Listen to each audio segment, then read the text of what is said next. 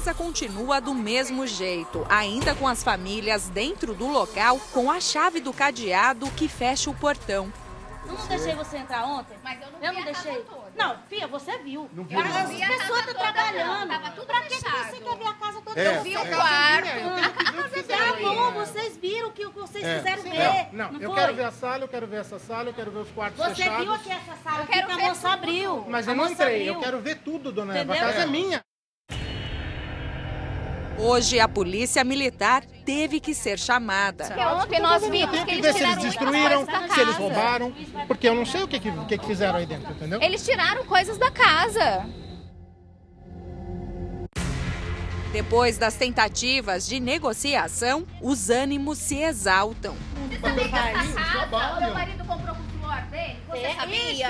Você sabe? Por que a senhora não compra a casa da senhora também com o suor? Vai trabalhar! Vai trabalhar! Sabe por que eu procurei a imprensa? Sabe por quê? E daí? E daí? E daí? Você que é rico. E daí? Mas ela tem as coisas dela. Ela tem as coisas dela. E daí? Mas ela trabalhou. Você conhece ela? Você conhece ela? Eu vi ontem passando, ela falando. Não, mas você conhece a história dela? O Cidade Alerta mostrou ontem o drama de Suelen Cury, a mulher pera, que quando voltou ao Brasil, depois de 3 meses de viagem, encontrou a casa dela e do marido ocupada por um grupo de 20 pessoas sem teto. Segundo os relatos, 8 adultos e 12 crianças. Nossa equipe gravou com Suelen e o marido na frente da casa. Contando com o nosso apoio, eles decidem tentar uma primeira conversa entre as partes.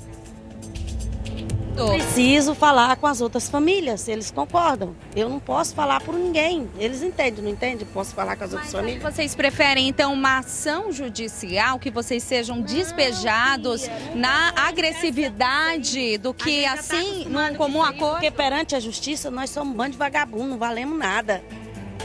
Depois de muita insistência, conseguimos o mais importante, que os proprietários fossem permitidos a entrar na casa.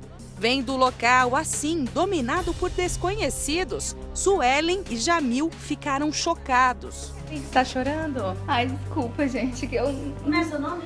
tô conseguindo. E você é? Ele é o nome? Suelen. Deixa eu falar. Desculpa. De todo jeito. É difícil ver assim, né? Desculpa. Complicado, né? Porque é o sonho dela, né? Profissional, de fazer o showroom dela, de fazer as coisas. Eu tô assim por dentro, mas aquela coisa, homem não chora, sabe? Mas por dentro tá duro também. Porque né, eu me vejo aqui, vejo minha mãe, vejo meu pai. Minha mãe tá viva, graças a Deus, mas meu pai aqui é muita lembrança, né? Houve a tentativa de negociação para a saída dos ocupantes, mas como não chegaram a um consenso, o casal continuou insatisfeito. Por isso, voltamos ao local e, pelo calor da discussão... Você que é rico. E daí? Mas ela tem as coisas dela. Ela tem as coisas dela. E daí? Mas ela trabalhou. Você conhece ela? Você conhece ela? Eu vi ontem passando, ela falando. Não, mas você conhece a história dela? Desculpa, mas você não tá respeitando a história da pessoa. A polícia militar teve que ser chamada. Tá vindo, se aproximando agora aqui. Ele conversou um pouquinho afastado com o soldado. Tá antecipando para ele tudo que tá acontecendo. Agora aqui com o casal, ele vai encaminhar essa conversa. Buscamos um acordo e tentamos entrar novamente na casa para ver os outros cômodos que estavam fechados. Você vai acompanhar tudo a partir de agora. Foi diante da falta de entendimento entre as duas partes que a gente voltou aqui à Rua da Casa. A Suelen e o Jamil novamente querem conversar com os moradores para tentar se entender. Como que vocês ficaram depois desse primeiro contato que a gente teve ontem, daquela conversa, e vocês entrando na casa, vendo como é que estava a situação? Jamil, você principalmente que morou lá desde criança. O lado psicológico fica muito mal, mas também fica com muita raiva, né? Da ousadia das pessoas, da falta de vergonha na cara mesmo. Falando assim, a gente até entende a situação das pessoas, mas a gente não tem culpa se a pessoa infelizmente não tem condições ou teve muitos filhos, enfim, não é justo invadir uma propriedade privada por problemas particulares, né? O jeito que aquela senhora tratou a gente ontem também, eu recebi várias mensagens nas minhas redes sociais e assisti depois o vídeo e achei um absurdo, gente. Que país estamos vivendo? Tem que mudar, isso não pode acontecer.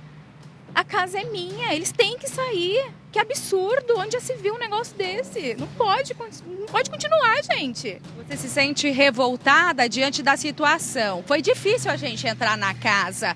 Tentamos inúmeras vezes, pelo menos umas 10 vezes a gente insistiu, tentou negociar a nossa entrada e chegou até um ponto que a gente achava que não ia conseguir entrar, que seria preciso chamar a polícia militar para conseguir forçar a entrada de vocês, que são os proprietários.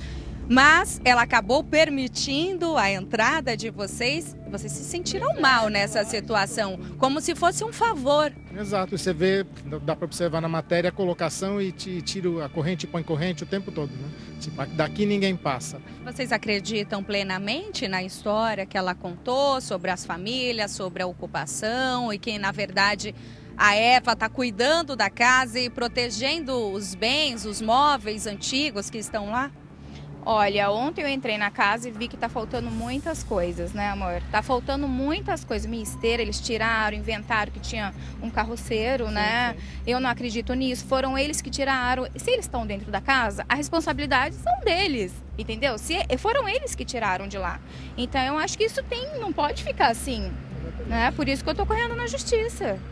Curioso? Baixe o Play Plus em playplus.com, na Google Play ou App Store.